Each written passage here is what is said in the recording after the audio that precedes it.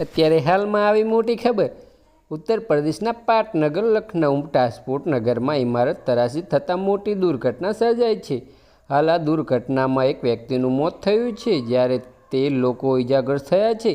આ ઉપરાંત કાટમાળ નીચે અનેક લોકો દટાયા હોવાની શંકા પણ વ્યક્ત કરવામાં આવી છે.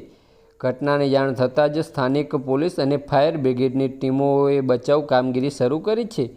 આની વિગતવાર વાત કરવામાં આવે તો બચાવ કામગીરી દરમિયાન ઇજાગ્રસ્ત લોકોને કાટમાળમાંથી નીકાળી સારવાર માટે હોસ્પિટલ ખસેડવામાં આવ્યા છે. આની વિગતવાર વાત કરવામાં આવે તો આ ઉપરાંત પ્રદેશના મુખ્યમંત્રી યોગી આદિત્યનાથે પણ આ ઘટનાને ગંભીરતા રીતેથી લઈને ઘટના સ્થળે હાજર રહેવાની આદેશ આપ્યા છે. બસ આજ માટે આટલું જ. અને અમારી યુટ્યુબ ચેનલ પર નવા હોય તો લાઇક, શેર અને સબસ્ક્રાઈબ કરી દેજો. ધન્યવાદ.